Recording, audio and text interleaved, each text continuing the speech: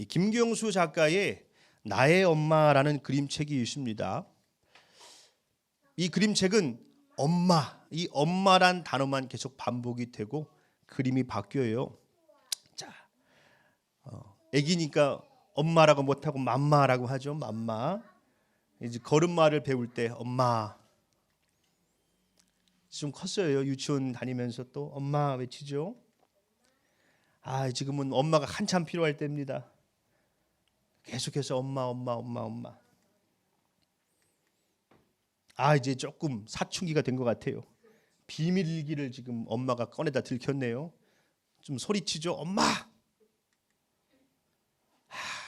진짜 사춘기가 됐어요. 엄마를 찾지도 않습니다. 엄마가 근심하고 계시네요. 결혼하면서 엄마. 세월이 좀 흘렀습니다. 아이고, 엄마가 아프시네요.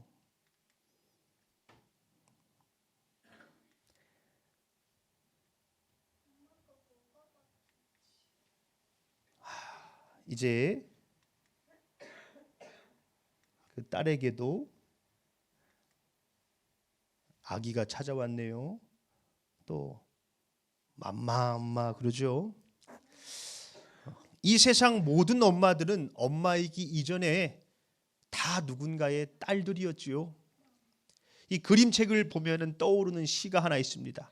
이승하 시인의 늙은 어머니의 발톱을 깎아드리며라는 시인데, 어머니가 이 발톱을 깎을 힘도 없어가지고 자식이 어머니의 조그만 발을 쥐고 발톱을 깎아드려요. 그런데 발이 성한 데가 하나 없습니다.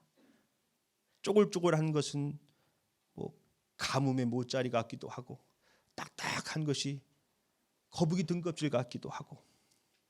가만히 계세요. 어머니 잘못하면 다쳐요. 이 말을 해놓고 보니까 이 말이 어디서 듣던 말이에요.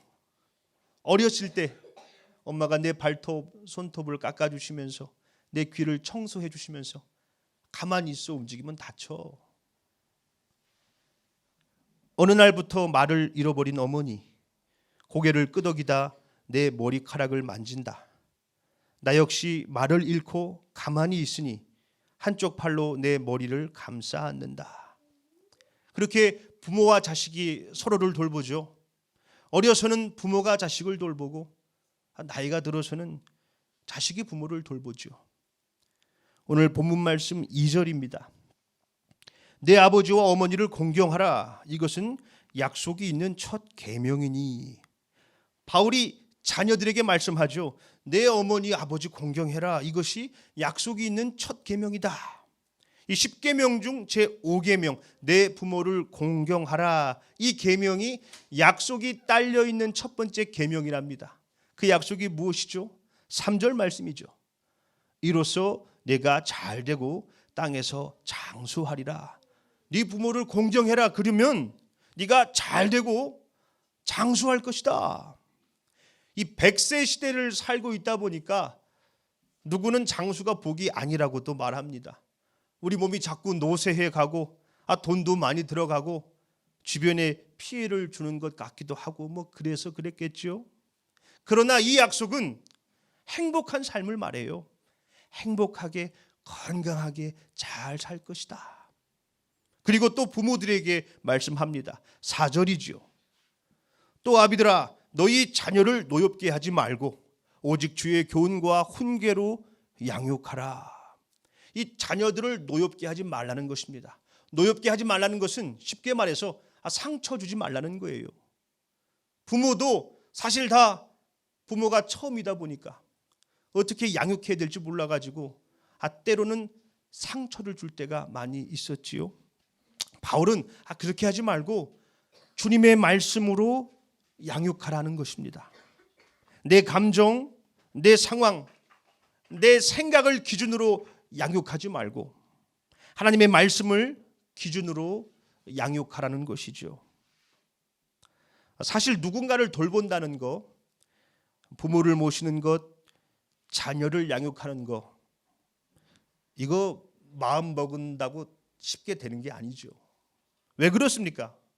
내가 쓸 수 있는 시간과 물질의 범위 안에서만 가능해서 그래요. 비용 되려면은 직장 다녀서 돈 벌어야지요. 시간 쓰려면은 직장을 그만둬야 돼요. 이 참 어렵습니다. 한국은 OECD 국가 중에 노인 빈곤율과 자살률이 1위랍니다. 평생을 가난하게 살았는데 늙어서도 일을 해야 되고, 일을 해도 가난하고, 자식들도 빠듯하게 살고 맞벌이를 하고 키워야 될 자식들이 있고, 또 편하게 살고 싶기도 하고, 부모들도 자식들 신세 지는 게 싫고 불편하게 하기 싫고. 임미성 시인의 곶감이라는 동시가 있어요. 쪼글쪼글 말라갑니다. 감나무 아기로 태어나 꽃모자 쓰던 감, 동글동글 예뻤던 감, 품속 씨앗 5개, 그것들 여물게 하려고 단물만 모아주고선 하얘진 머리로 옹그리고 누웠습니다. 우리 외할머니, 엄마, 외삼촌, 이모들, 오남매가 말싸움 끝에 모신 요양병원 침대에 누워 말라가십니다. 이 동시예요. 우리가 인생이라 부르는 것들이란 책에서 정재찬 교수는 확실히 돌보는 문제는 부모가 자식보다 낫다는 겁니다. 왜 그런가? 부모들은 자식을 양육할 때 자식의 고통을 더 염려해서 자신의 고통을 감춘다는 거예요. 그런데 자식들은 부모를 봉양할 때 여간 생색을 낸다는 게 아니랍니다. 그러면서 안상학 시인의 아버지의 꼬리라는 시를 소개해요. 딸이 이럴 때마다 저럴 때마다 아빠가 어떻게든 해볼게. 딸에게 장담하다 어쩐지 자주 듣던 소리다 싶어 가슴 한쪽이 싸해진다. 먹고 죽을 돈도 없었을 내 아베, 아들이 이럴 때마다 저럴 때마다 아버지가 어떻게든 해볼게. 장담하던 그 가슴 한쪽은 어땠을까? 아빠가 어떻게든 해볼게. 걱정 말고 내 할 일이나 해. 딸에게 장담을 하면서도 마음속엔 세상에서 수시로 꼬리를 내리는 내가 있다.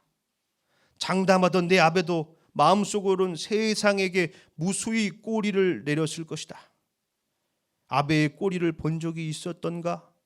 아무리 생각해도 아베의 꼬리는 떠오르지 않는데 딸은 내 꼬리를 눈치챈 것만 같아서 노심초사하며 오늘도 장담을 하고 돌아서서 가슴 한쪽이 아려온다.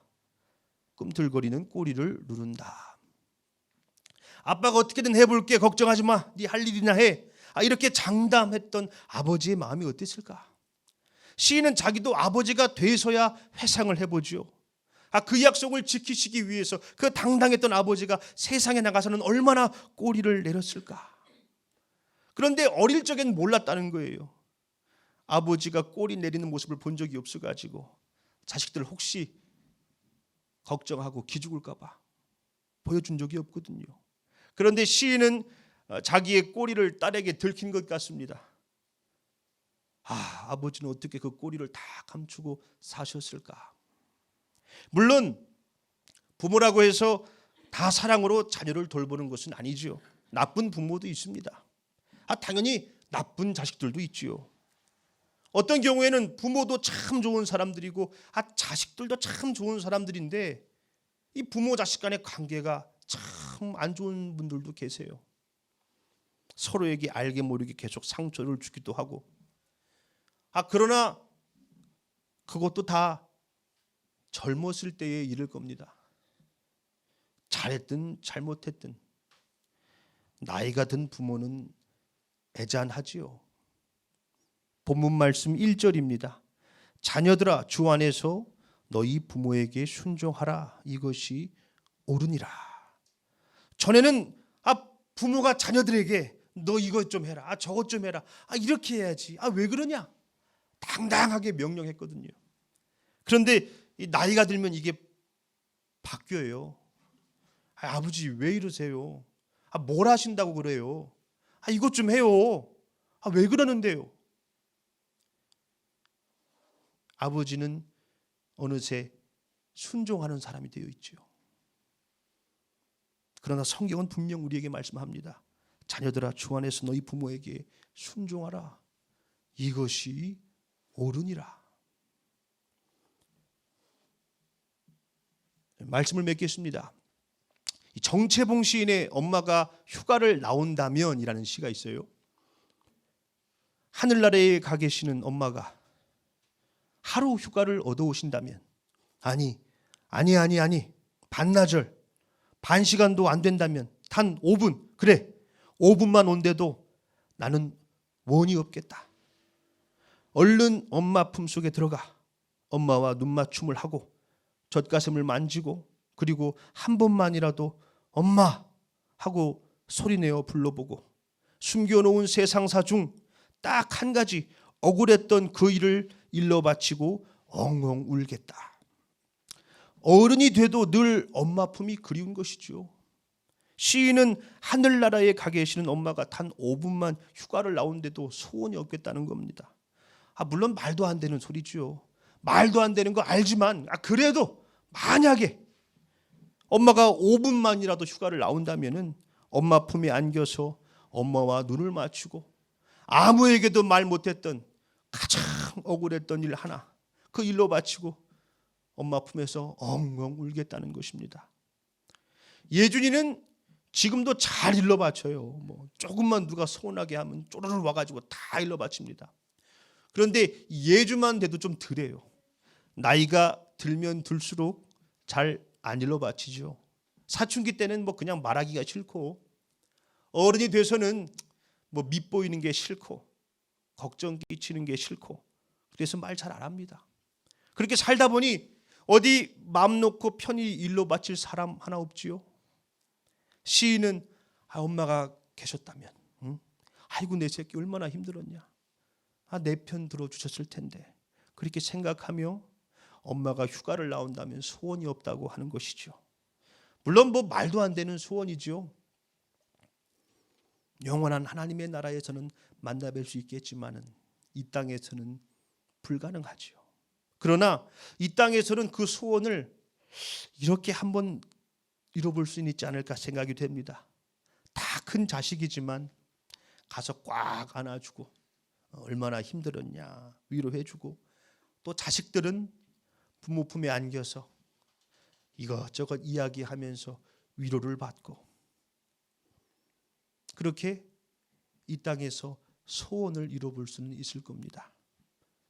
성경은 부모님을 공경하고 자녀를 말씀으로 양육할 때 주님의 약속 잘 되고 행복한 삶을 누릴 수 있게 된다고 말씀합니다. 우리 행복한 교회 성도님들 모두가 그 약속을 누리며 가정이 천국이 되는 놀라운 축복을 받게 되시기를 예수님의 이름으로 축원합니다.